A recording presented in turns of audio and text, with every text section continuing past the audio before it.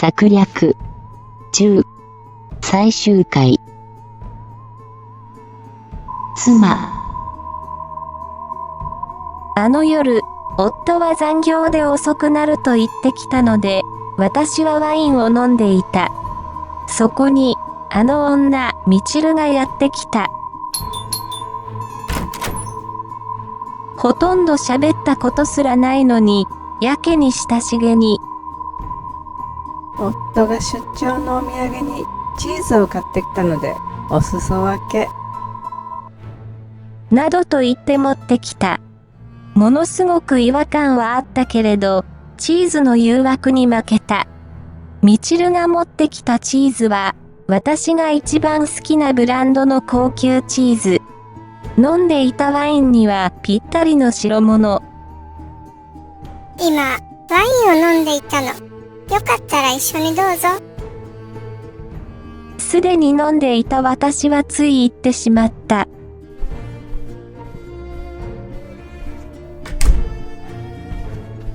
あれは、確か午後9時頃だった。ご主人は？今日は残業になったみたいで、まだ帰っていないの。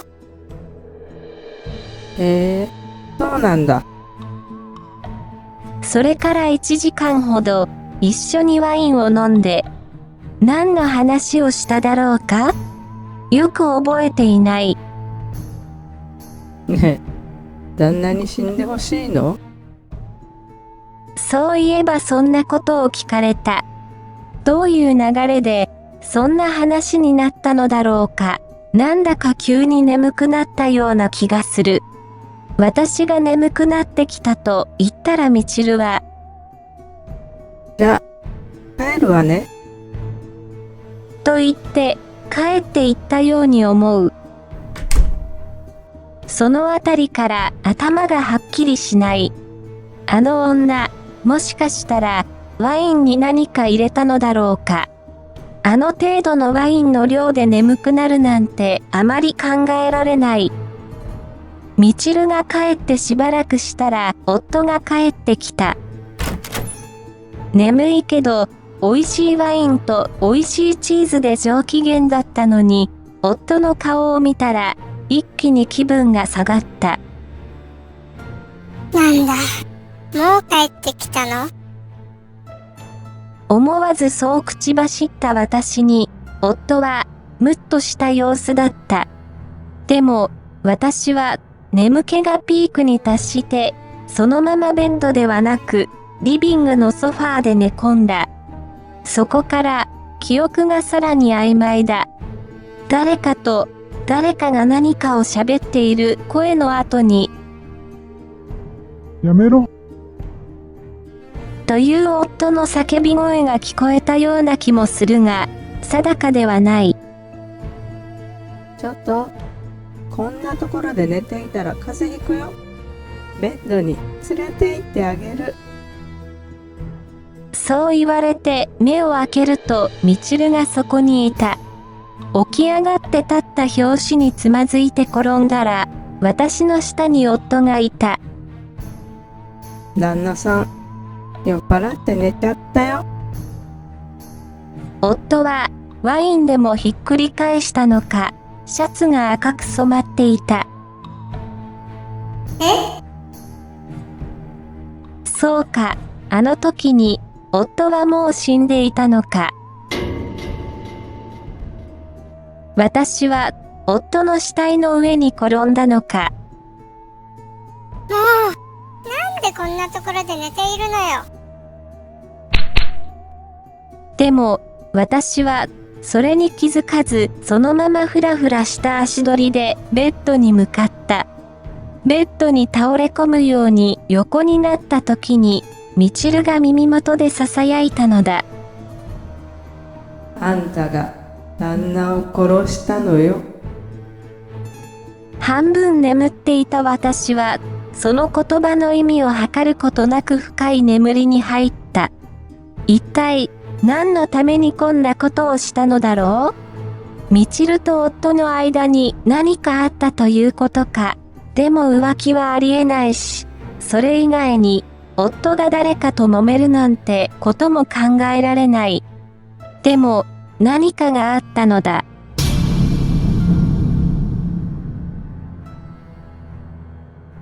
そのせいで、私は警察で取り調べみたいなことを受けているんだ。これは、ただのとばっちりというものじゃないのか。こんなのは、私が描いた未来じゃない。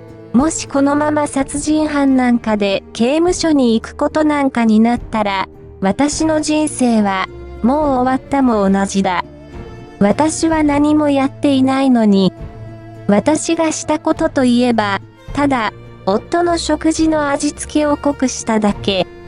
だって、夫は脂っこいものも好きだし、夫の好きな食事を思いっきり出してあげた良き妻だ。塩分過多だったけど、それも夫の好みだ。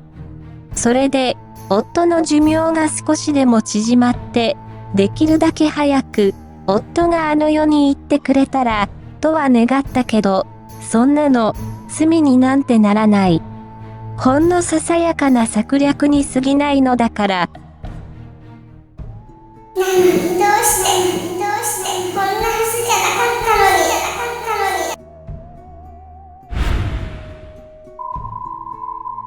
のに。夫、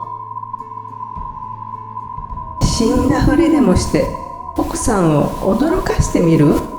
どうか死ぬほど怖い目に遭わせてみれば？そうだ、この女、みちるはそう言った。自分が殺されるかもしれないなんて恐怖を味合わせてみたら。俺が書いた妻の殺人レシピ帳を見たみちるは俺にそう言った。自分も夫に女として見てもらえなかったから俺の気持ちがよくわかると。最初は相手にしなかったのだが、奥さんの恐怖に引きつる顔見たくない？と言われて心が動いた。いつも心の中で俺を嘲笑っているであろう妻の怯えた顔を見られたらこんなに痛快なことはない。そして確かにその願いは叶った。さっき俺の死体を見つけてから寝室にこもっていた妻は恐怖におののいていた。あの顔を見れたのは痛快だった。でもこれじゃあ話が違う。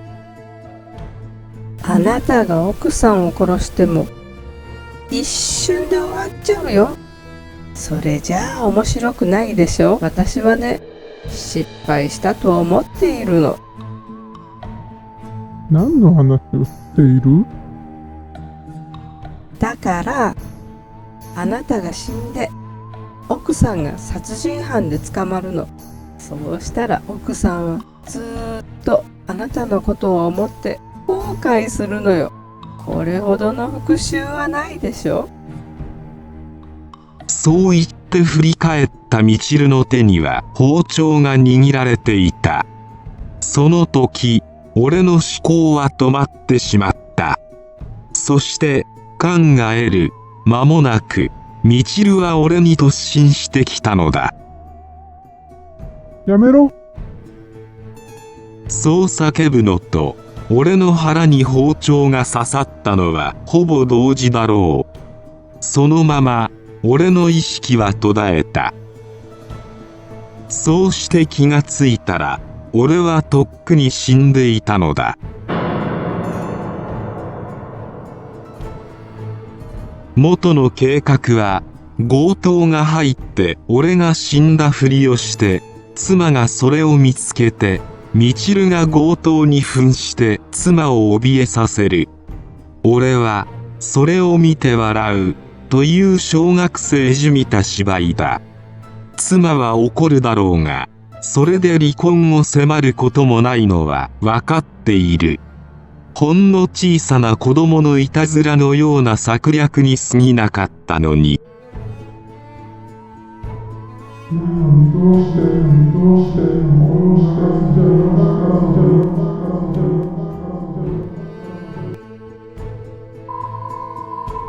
みちる。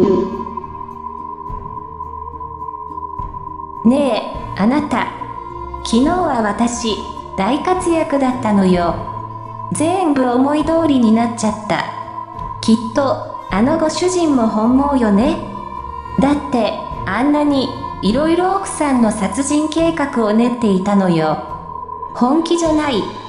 なんて言い訳していたけれどね。これで、奥さんは、ずっと刑務所の中。ご主人の望みは奥さんが苦しむことだったんだから、私はその望みを叶えてあげたの。私ね、奥さんがちゃんと犯人になれるようにたくさん仕掛けをしたの。奥さんがチーズに目がないことは聞いていたし、ワインに睡眠導入剤を入れたらすぐに眠ってくれたし、ご主人の帰りが予定より遅くてちょっとだけ焦ったけど、うまくいったわ。これが一番いい方法よね。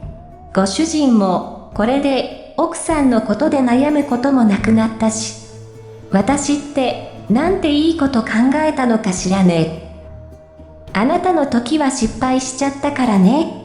私が死んであなたが殺人犯になればよかったのよ。本当に後悔したわ。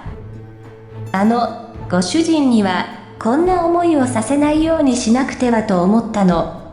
だから手助けしてあげたの。あなたの時もこうすればよかったけれど、気づいたのが遅かったわ。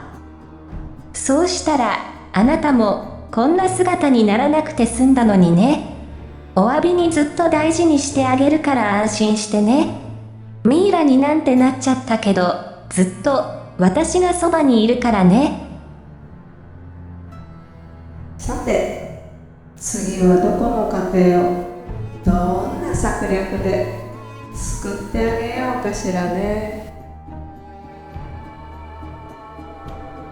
終わり。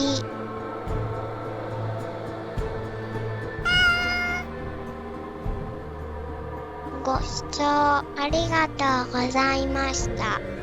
次回は新しいお話になります。引き続きぜひご視聴くださいませ。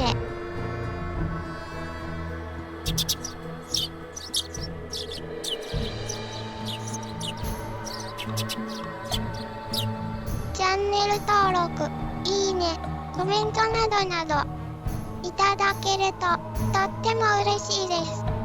次回もご視聴お願いしますね。